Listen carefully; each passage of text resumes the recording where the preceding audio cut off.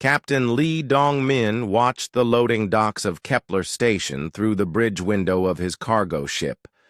Giant alien machines moved containers with ease. The Vorthan workers looked like walking lizards with scales that changed color when they were angry. Today their scales stayed a calm blue-green. "Another peaceful day," Dong-min said to his crew. His ship, the Morning Star, had been running trade routes for 15 years. They carried food, medicine, and building materials between human colonies and alien worlds. It was boring work, but it paid well and kept everyone safe. His first officer, Lieutenant Park Jin-woo, checked the cargo manifest. "We have medical supplies for the Christek home world, steel beams for the Void Swimmer colonies, and data storage units for the machine worlds." Dong-min nodded. This was what humans did in, the galaxy. They fixed things. They built things. They delivered what others needed. Most alien species saw humans as useful workers, but nothing special. Humans had no natural weapons like claws or poison. They could not read minds like the Christeks. They did not live in space like the Void Swimmers. They were just ordinary. The Morning Star left Kepler Station and jumped to hyperspace. The journey to the Christek worlds would take 3 days. Dong-min had made this trip dozens of times. The Christeks were strange beings made of living crystal. They were very smart, but always seemed to look down on humans. On the second day, they received a message from Dr. Park So-young. She worked on a research ship called New Seoul that studied alien life forms. Her face appeared on the communication screen, and she looked worried. "Dong-min, I need to tell you something important," So-young said. "I have been reading intelligence reports. There are rumors that some alien species are getting angry with humans." "What kind of rumors?" Dong-min asked. "They say we are too weak to deserve our place in the Galactic Council. Some think we are hiding something dangerous. Others just want our colonies for themselves." Dong-min frowned. He had heard whispers like this before, but he thought they were just gossip. "Do you think there is real danger?" "I do not know yet," So-young replied. "But 3 human colonies stopped answering communications this week. That has never happened before." After the call ended, Dong-min felt uneasy. He walked through his ship and looked at his crew. There were 12 humans aboard, all good people who just wanted to make an honest living. They were engineers, doctors, and traders. They were not soldiers. The Morning Star arrived at the Christek home world. The planet looked like a giant diamond, floating in space. Crystal cities rose from the surface like frozen lightning. Dong-min had always thought it was beautiful, but today something felt different. At the orbital station, the Christek workers moved slowly. Their crystal bodies made musical sounds when they were happy, but today there was no music. The station commander, a tall crystal being called Vex 9, greeted them with cold politeness. "Human ship Morning Star, you may dock at Bay 7, Vex 9 said. His voice sounded like breaking glass. Usually the Christeks were friendly to human traders. They often invited the crew for tours of their crystal gardens. Today, nobody made such offers. The cargo was unloaded quickly, and the humans were clearly not welcome to stay. As the Morning Star left the Christek system, Jin-woo came to the bridge. "Captain, I heard some of the alien workers talking. They were speaking in the old trade language, but I understood some words. They said something about the cleansing and time for change." Dong-min felt a chill. He opened a secure channel to Commander Kim Tae-ho, who ran the Human Colonial Defense Force. Tae-ho was an old friend who had served with Dong-min in the Merchant Marine before joining the military. "Tae-ho, it is Dong-min," I think we might have a problem. Kim Tae-ho appeared on screen. He was a serious man with gray hair and tired eyes.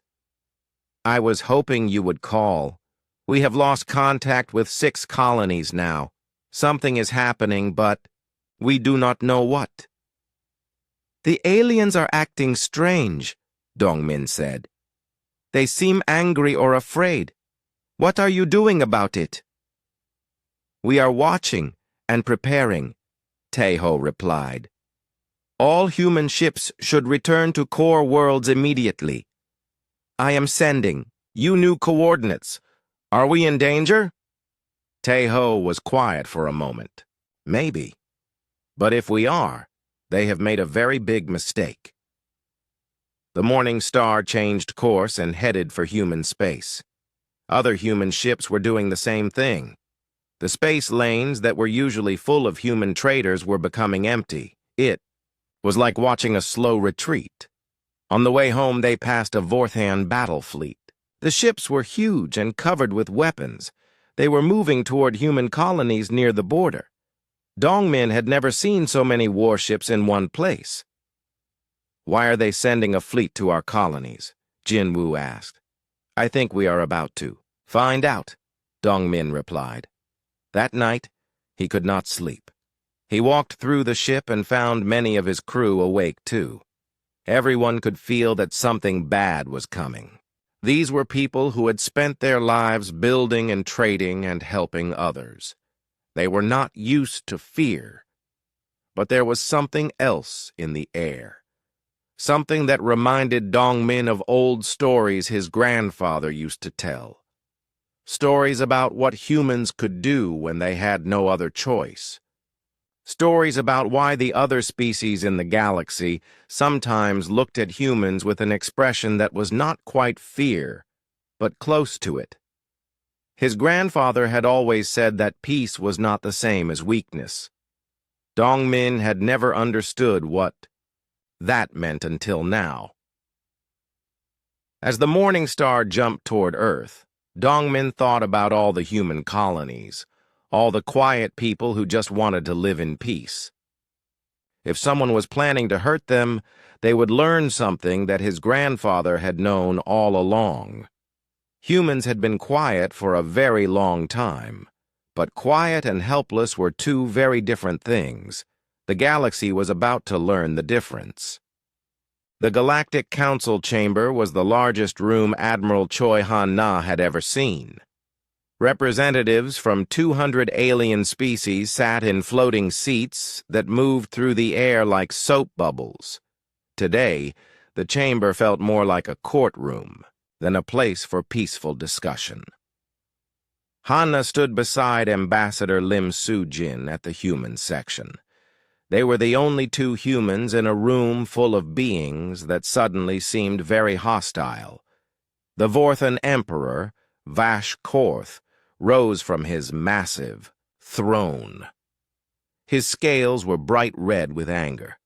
"Fellow members of the Galactic Council," the Emperor said, his voice echoing through translation devices, "we have discovered a terrible truth about the humans." Soo-jin stepped forward. She had been humanity's voice in the council for 10 years. She was small and quiet, but she had always been respected. "What accusation do you bring against my people?" "We have proof that humans are building planet-killer weapons," Vash Korth declared. The chamber filled with shocked sounds from dozens of different species. "They have hidden these weapons on their colony worlds. They plan to destroy anyone who opposes them." Han-na felt her blood turn cold. It was a lie, but she could see that many aliens believed it. The Christek representative, a being of pure crystal and light, spoke next. "If this is true, humans are too dangerous to exist freely in the galaxy," the Christek said. Its voice sounded like singing bells. "We support whatever action is necessary." One by one, other species added their voices. The void swimmers, who lived in empty space between stars, agreed. The machine hegemony, whose bodies were made of living metal, voted for action against humanity. Even species that had traded peacefully with humans for decades turned against them. Su-Jin tried to speak, but few listened. "These accusations are false," she said. "Humans have never built such weapons. We are a peaceful species. We have helped. Build your cities and heal your sick. Why would we want to destroy you?" "Because that is what your kind does," Vashkorth replied. "You pretend to be weak and helpful. Then you strike when no one expects it. The galaxy has ancient records of what humans can do when they choose violence." Han-Na did not understand what he meant, but she could see fear in many alien faces. It was not just anger anymore. They were actually afraid of humanity. The vote was quick and brutal. Only 12 species voted to support humans. 188 voted against them. Humanity was expelled from the Galactic Council. All human colonies must surrender immediately and return to Earth, or face total pacification. They had 48 hours to comply. Su-Jin and Han-Na were escorted from the chamber by Vorthon guards. As they walked through the corridors, Han-Na noticed something strange. Some of the older aliens watched them with expressions that looked almost sad. A few even seemed to mouth words like "sorry" or "we tried to warn them." Back on their ship, Han-Na opened a secure channel to Earth. General Yoon Jae-sung appeared on the screen.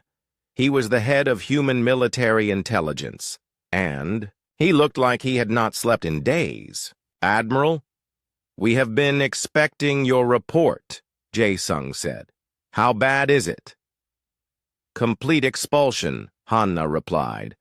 "They want all colonies evacuated in 48 hours, or they will attack." "I see." Jae-sung was quiet for a moment. "Admiral, you are to open your sealed orders immediately. Authorization code Phoenix." Hana felt her hands shake as she opened the locked case in her personal quarters. Inside was a data pad with orders that made her face go pale. She read them twice to make sure she understood. "General, these orders, are you certain?" "Very certain. We have been preparing for this possibility since we first joined the Galactic Council. Execute immediately." Across human space, similar conversations were happening. Commander Kim Tae-ho received activation codes for sleeper protocols that had been in place for decades. Ships that looked like simple cargo vessels opened hidden. Compartments full of advanced weapons. Colonies that seemed defenseless activated underground bunkers that could house entire populations. On the frontier world of New Harmony, Captain Lee Dong-min watched from his ship as Vorthon battle fleets appeared in the sky. The aliens expected to find frightened colonists begging for mercy. Instead, they found empty cities and silent farms. "Where did they all go?" he heard a Vorthon commander ask over the open channels. The answer came in the form of energy beams that rose from hidden positions underground. 3 Vorthon ships exploded before they even knew they were under attack. The rest retreated quickly, reporting that the human colonies were not as helpless as they seemed. Dr. Park So-young was on her research ship when the attacks began. She had been recalled to Earth, but her ship was intercepted by a Crystech battle group. The crystal aliens demanded her surrender. "Human vessel, you will submit to boarding and inspection," the Crystech commander said. "I am a scientist on a peaceful mission," So-young replied. "Why are you attacking me?" "Because you are human, and humans are no longer welcome in this galaxy." So-young closed the channel and activated systems that her ship was not supposed to have. The research vessel New Soul had been built with hidden capabilities that even she had not known about until this moment. When the Christek ships tried to board her, they discovered that the quiet human scientist had weapons that could cut through their crystal hulls like paper. Back on Earth, the leadership of humanity gathered in a bunker deep beneath the ocean. President Wang Minho looked around the table at faces he had known for years. These were people who had spent their lives building hospitals, schools, and trade routes. Now they were planning for war. How long do we have before they realize what we really are? The president asked. Not long, Tejo replied. They will learn soon that we are not the helpless builders they thought we were. And the other preparations? Complete. Every human colony has been evacuated to safe locations. Our fleets are in position. The galaxy thinks we have 48 hours to surrender. They have no idea that we have been ready for this day for over 200 years. General J. Sung activated screens showing the positions of human forces throughout the galaxy. What the aliens saw as empty space was actually full of hidden ships and weapons platforms. The funny thing is, J. Sung said, they are right about one thing. We have been hiding our true nature, but not because we want to conquer them. We have been hiding because we hoped this day would never come. And now?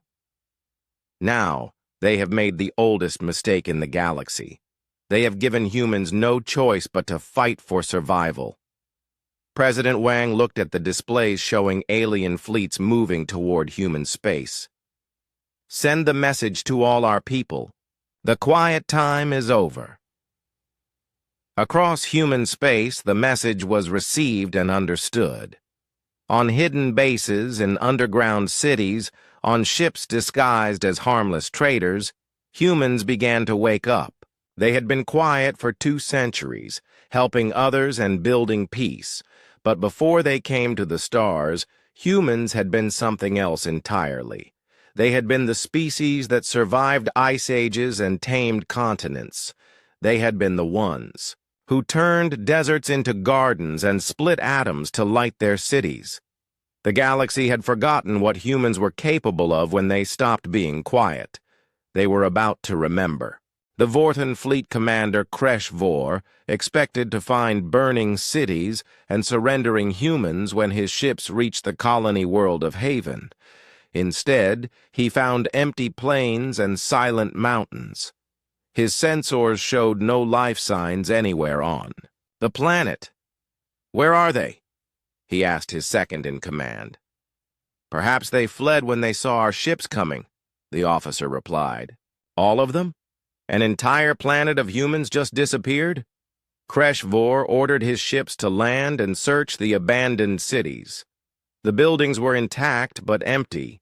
There were no signs of panic or rushed evacuation. It looked like everyone had simply vanished. Then the ground beneath his landing ships exploded. Hidden missiles rose from concealed silos that his sensors had never detected. The first wave destroyed 6 ships before his crews could even sound the alarm. The second wave came from the mountains, where weapons that looked like natural rock formations opened fire with energy beams that cut through Vorthan armor like it was paper. "How is this possible?"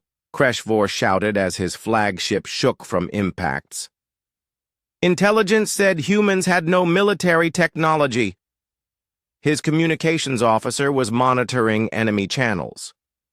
"Sir, I am receiving a transmission from the humans." Human face appeared on the screen. It was Commander Kim Tae-ho, but he looked different from the quiet colonial defense officer they had files on. His eyes were hard, and his voice was calm. "Vorthan ships, you have 30 seconds to retreat from human space," Tae-ho said. "This is your only warning." "Human, you are in no position to make demands," Kresh Vor replied. "We have 300 ships in this system."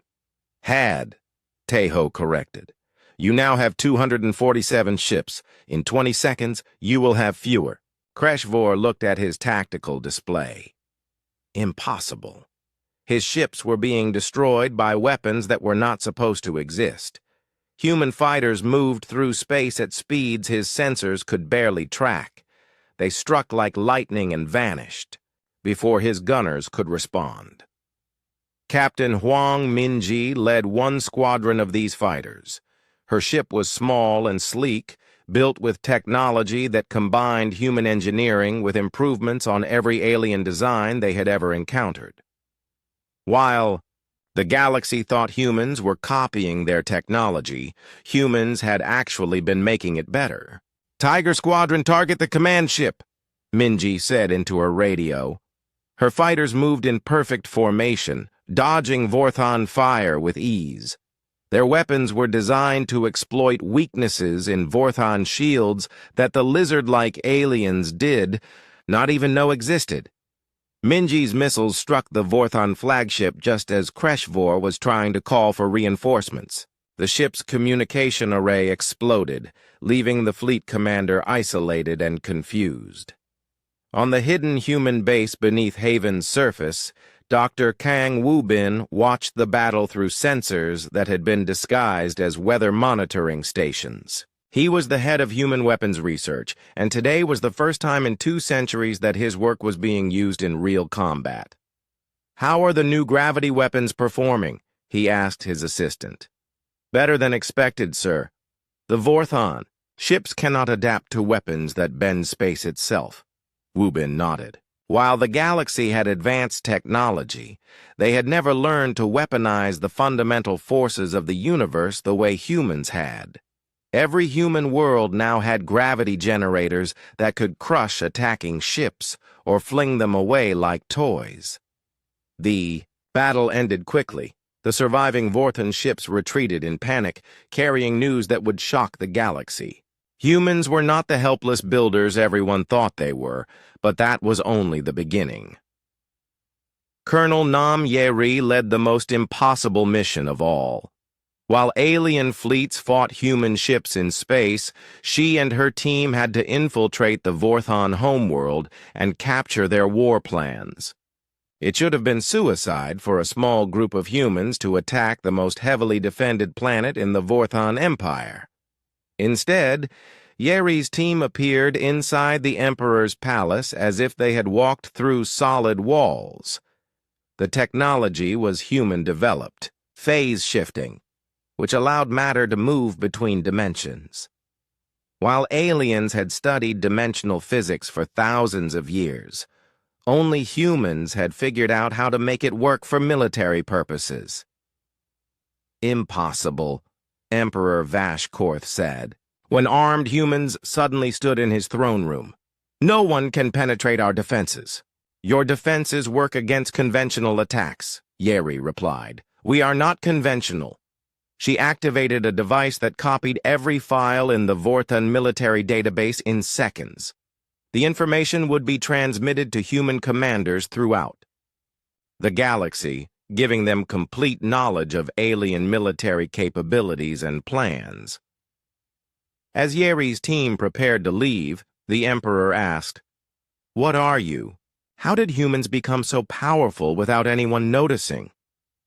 "We were never powerless," Yeri said. "We just chose not to show what we could do. You made us change our minds about that choice." News of human capabilities spread through alien communication networks like wildfire. The Christek Collective, which prided itself on logical thinking, began calculating their chances of survival if humanity decided they were enemies. The numbers were not encouraging. Dr. Park So-young, now serving as a military advisor, explained the truth to captured alien officers. "For 200 years, you thought we were copying your technology and failing to improve it. Actually, we were studying everything you had and making it better. Every human ship, every human colony, every piece of human equipment was built with improvements you never imagined." "But why hide it?" a Christek prisoner asked. "Why pretend to be weak?" "Because we hoped we would never need to be strong," So-young replied. We wanted to be builders and healers and traders. We wanted peace. You decided we could not have it. The psychological impact was as devastating as the military defeats. Alien crews began to surrender rather than fight ships they could not even see coming. Human fighters appeared out of empty space, struck with impossible precision, and vanished before return fire could be aimed. Captain Lee Dong-min, now commanding a battle group instead of a single cargo ship, watched alien fleets retreat from human space. His cargo ship had been rebuilt with hidden weapon systems that turned it into a destroyer more powerful than most alien battleships. "It feels strange," he told his crew. "A month ago, we were delivering medicine to these same aliens. Now we are hunting their warships." "They made the choice," his gunner replied. "We just responded to it." Admiral Choi Han-na received reports from across the galaxy. Human forces were not just defending their colonies anymore. They were advancing into alien territory, liberating human prisoners and destroying military targets with surgical precision. But the most shocking discovery came from deep space monitoring stations. Ancient alien archives, sealed for thousands of years, were being opened by species that suddenly needed to understand what they were really fighting. The files contained warnings written in languages so old that most aliens had forgotten them. Warnings about a species that had once conquered half the galaxy through sheer determination and innovative warfare. Warnings about beings who could turn any tool into a weapon and any setback into motivation for greater success. The warnings all said the same thing in different words. Never give humans a reason to fight. Never back them into a corner. Never make them choose between submission and survival. Because, the oldest files concluded, if you force humans to choose, they will always choose survival, and they are very, very good at surviving.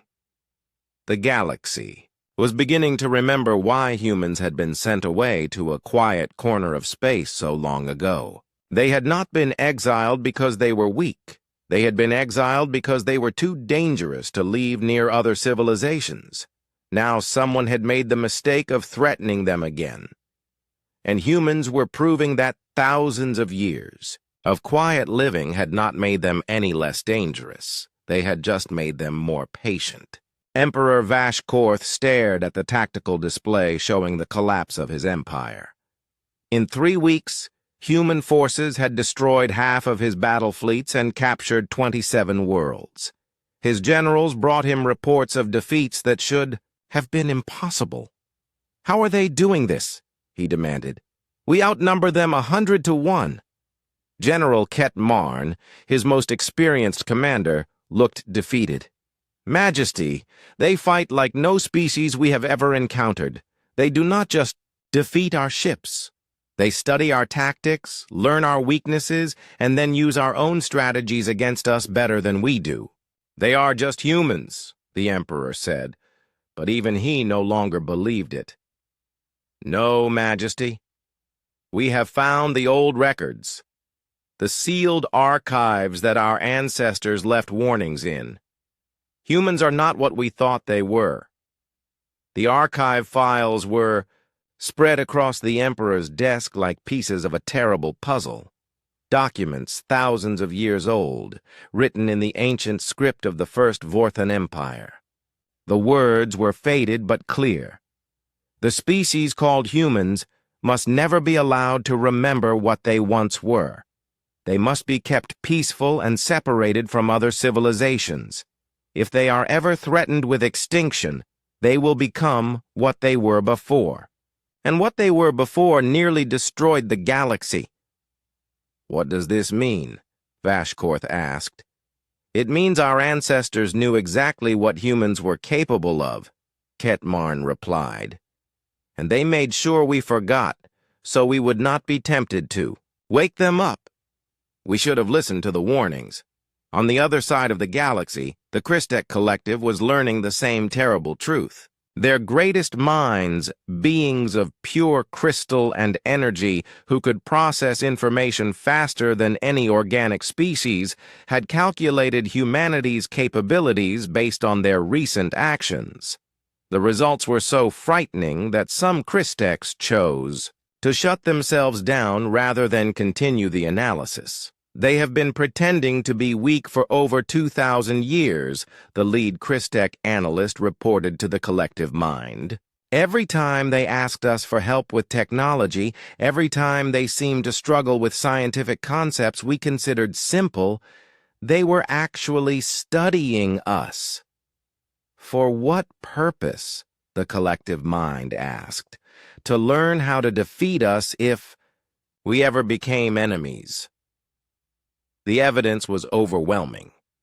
Human cargo ships carried weapons more advanced than Christek battleships.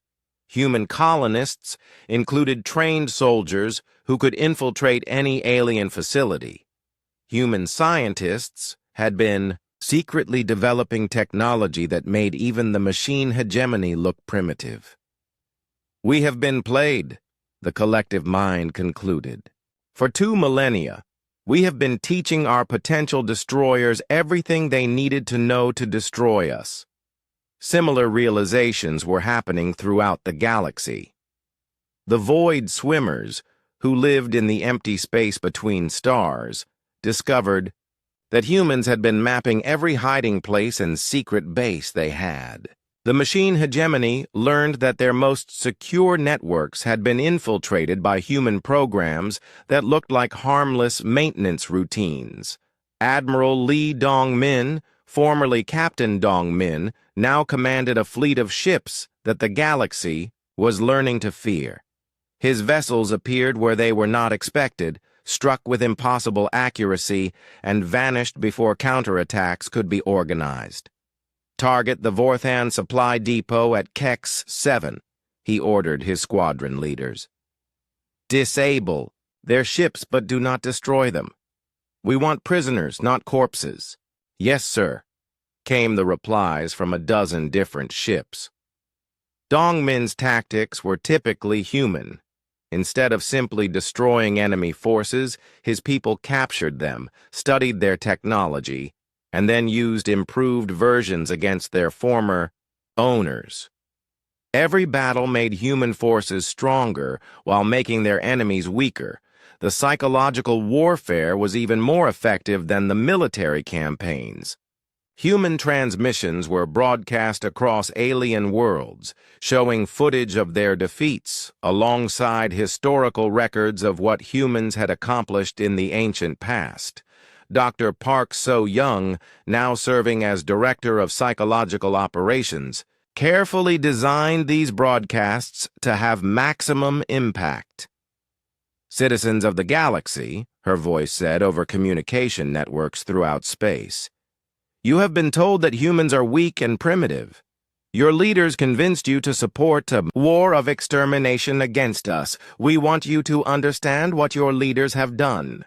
The broadcasts showed ancient star maps marking the expansion of human civilization before their exile. Entire star clusters had been under human control. Technological achievements that modern aliens considered impossible had been routine for ancient humans. We gave up this power, So-young's voice continued. We chose to live quietly in a corner of the galaxy, helping others and building peace. Your leaders decided that our peaceful nature was weakness. They were wrong. The most devastating footage showed human forces not just winning battles, but doing so with a restraint that terrified alien observers. Human ships that could have destroyed entire planets instead precisely targeted military installations. Human soldiers who could have slaughtered surrendering enemies instead took them prisoner and treated their wounds. You see, So-young explained, we could end this war in a day if we chose to. But we still believe in the value of life, even the lives of those who wanted to exterminate us. We will give you one chance to reconsider your choices. The message ended with a display of human capabilities that made alien military commanders resign in despair. Ships that could manipulate time and space, weapons that could turn stars into bombs, technology that could move entire planets from one system to another. Emperor Vashkorth watched these broadcasts in his throne room as reports came in of more Vorthon worlds surrendering without a fight. His people had seen what humans could do, and they no longer wanted to be part of a war against them. "Majesty," his communication officer said, "we are receiving surrender requests from 47 different worlds. They want to negotiate separate peace treaties with the humans." "And our military?" "Half our remaining fleets have refused orders to attack human targets. The crews say they would rather face court-martial than face human ships in battle." The Emperor's scales had turned gray with despair. In 1 month, the mighty Vorthan Empire had been reduced to a handful of worlds around their home system. But the worst part was knowing that humans were holding back. They could have conquered the entire empire in days if they had wanted to. Dr. Kang Wubin stood in his laboratory deep beneath the Earth's surface, watching displays that showed human forces advancing throughout the galaxy. His weapons had performed better than he had dared to hope. But what impressed him most was how little of humanity's true capability had been revealed. "We are still only using about 10% of our actual military capacity," he told his assistant. "Why not more?" "Because the goal is not to conquer the galaxy," Wu Bin replied. "The goal is to teach them why they should never threaten us again." Colonel Nam Yeri's special operations teams had infiltrated the home worlds of every major alien species. They could have assassinated every alien leader, destroyed every important installation, or captured every military headquarters. Instead, they left behind evidence of their presence and messages explaining that they had chosen not to act. "We could have killed your emperor," one message said. "We chose not to. We could have destroyed your capital city. We chose not to. We could have eliminated your entire species. We chose not to. Please remember these choices when you decide how to respond to our offer of peace." The psychological impact was devastating. Alien leaders realized that their lives, their worlds, and their species continued to exist only because humans allowed it. The mighty civilizations that had ruled the galaxy for thousands of years were revealed to be children playing with toys, while adults watched from the shadows. As human forces prepared for the final phase of their campaign, emergency sessions of the Galactic Council were called on dozens of different worlds. The topic was always the same: unconditional surrender to humanity. "We have no choice," the Christek representative said at one meeting. "They have demonstrated that they could destroy us all whenever they choose. Our only hope is to surrender completely and hope they are as merciful as they claim to be." "But what if they decide to rule us?" a Void Swimmer delegate asked. "Then we will be ruled," came the reply, "because the alternative is extinction." The galaxy that had once dismissed humans as weak builders was learning the most important lesson in their history. Peace was not weakness. Mercy was not inability. And the quiet species they had tried to destroy was actually the most dangerous force the universe had ever seen. They had violated the oldest rule in the galaxy: do not mess with humans. Now they would learn why that rule existed. The new Galactic Council chamber was built on Luna, Earth's moon. Unlike the old chamber, this one had windows that looked out at the blue and white planet that had produced the species now governing the galaxy. Every alien representative who sat in those seats could see the world that had nearly been written off as insignificant. Commander Kim Tae-ho, now bearing the title of First Guardian of the Galaxy, stood before the assembled delegates. He wore simple clothes and spoke in the same quiet voice he had always used. But every being in the chamber listened to his words as if their lives depended on them. Because they did. "We did not want this responsibility," Tae-ho said. "We wanted to trade with you, learn from you, and build a peaceful future together. You decided that was not possible. Emperor Vashkorth sat in the section reserved for species under human supervision. His once mighty empire now consisted of 12 worlds, all of them governed by human administrators who were rebuilding what the war had destroyed. The reconstruction was proceeding faster and more efficiently than anything the Vorthons had ever managed on their own. "The war is over," Tae-ho continued. "No more ships will be destroyed. No more worlds will be invaded. No more species will face extinction. But the galaxy has changed, and it will never go back to what it was." Ambassador Lim Soo-jin, now serving as Director of Galactic Justice, read the terms of the new Galactic Constitution.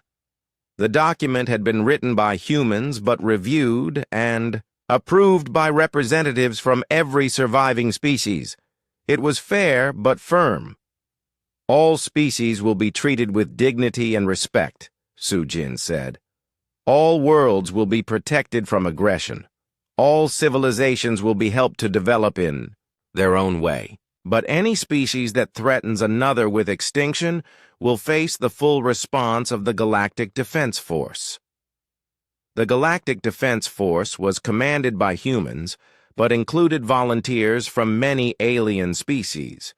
These were beings who had learned from the war and wanted to help prevent future conflicts. Their ships flew alongside human vessels, painted with symbols that meant "protected by humanity" in hundreds of different languages.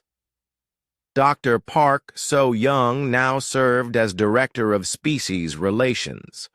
Her job was to help different civilizations understand each other and resolve conflicts before they became wars.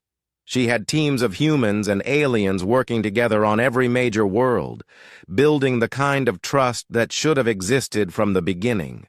"We have learned that diversity makes us stronger," So-young explained to a gathering of young aliens from across the galaxy. "Humans are good at some things, Christeks are good at others. Void swimmers have abilities that no one else has. When we work together, we can accomplish things that none of us could do alone." The children listened carefully. They were the first generation to grow up under human protection, and they were learning lessons that their parents had never been taught. War was not inevitable. Different species could live together peacefully, and the strongest beings in the galaxy were not always the ones with the biggest weapons. Captain Lee Dong-min had returned to his cargo runs, but his ship was very different now. The Morning Star was still a trader, but it was also a mobile embassy and rescue vessel. When disasters struck alien worlds, Dong-min's ship was often the first to arrive with aid. "It feels good to be building again instead of fighting," he told his crew as they delivered medical supplies to a Christek colony that had been damaged in the war. "Do you think they really understand now?" his first officer asked. "Some do," Dong-min replied. "Others will learn, and a few will probably never understand. But that is why we stay strong. Not to conquer them, but to protect them from themselves." The reconstruction of the galaxy was proceeding faster than anyone had expected. Human technology, no longer hidden, was being shared freely with species that had proven they could use it responsibly, worlds that had taken decades to develop. Basic industries were now building advanced civilizations in years. But the most important changes were not technological. They were social and psychological. The galaxy had learned that cooperation was more powerful than competition. that helping others made everyone stronger, that the species they had dismissed as weak were actually the teachers they had needed. All along, Dr. Kang Wubin had dismantled most of his weapons laboratories and converted them into research centers focused on peaceful technology. His teams were working with alien scientists to develop new ways of healing diseases, feeding growing populations, and exploring the universe safely. We always knew that creation was more satisfying than destruction, he told his staff. Now, we can focus on what we do best. But humanity had not forgotten the lessons of the war. Hidden bases still existed throughout the galaxy, armed with weapons that could end any future conflict quickly. Human intelligence networks monitored every species for signs of aggression or plans for revenge. Colonel Nam Ye-ri, now Director of Galactic Security, made sure that potential threats were identified and dealt with before they could grow dangerous. But her methods had changed. Instead of infiltrating and destroying, her teams now infiltrated and helped. They found species that were developing dangerous technologies and offered better alternatives. They located civilizations that were heading toward war and provided mediation services. The best way to win a fight is to prevent it from starting, she explained to her new recruits, many of whom were aliens who had learned to respect human methods. The galaxy's children were told stories about the war, but they were not stories of human victory. They were stories about the price of hatred and the value of peace, about what happened when different species forgot how to trust each other, about why it was important to remember that every civilization had something valuable to contribute. Never forget, teachers across hundreds of worlds told their students, that peace is not weakness, kindness is not vulnerability, and the quiet ones are not always helpless. President Wang Minho, now serving his second term as Galactic President, often stood by the windows of his office and looked out at Earth. The planet looked the same as it always had, but everything else had changed. Humanity had gone from being dismissed as primitive builders to being recognized as the galaxy's protectors and guides. "Do you ever regret how things turned out?" his aide asked. "I regret that it was necessary," the president replied. "But I do not regret the outcome. The galaxy is safer now, more peaceful, more cooperative. Maybe in a few generations, they will not need us to keep the peace anymore. And then we can go back to being quiet builders, which is what we always wanted to be. But that day was still far in the future. For now, humanity had work to do, ships to build, worlds to heal, species to protect, children to teach, a galaxy to guide toward a better future." The war had lasted only 2 months, but the peace would last for millennia, because the galaxy had finally learned the oldest rule of all: do not mess with humans, not because they will destroy you, but because they will force you to become better than you are. And in the end, that was the most terrifying thing of all. Humans did not just defeat their enemies, they turned them into friends. They did not just win wars, they made war unnecessary. The galaxy had tried to destroy the quiet builders and had instead awakened their protectors. Now those protectors would make sure that such a mistake could never happen again. In the schools and academies throughout human space, children learned the history of the war, but the lessons they were taught were not about the power of weapons or the glory of victory. They were about the importance of patience, the value of preparation, and the responsibility that came with strength. "We are not the rulers of the galaxy," their teachers told them. "We are its guardians, and guardians must always remember that their job is to protect, not to dominate." The galaxy was safe. The peace would endure. And somewhere in the quiet corners of space, human cargo ships continued their ancient work of building, trading, and connecting different worlds, because that was what humans did best. Not destroying, but creating. Not conquering, but protecting. Not ruling, but serving. The oldest rule in the galaxy had been proven once again. Never mess with humans. Not because they were the strongest, but because they were the kindest. And kindness, when threatened, could become the most powerful force in the universe.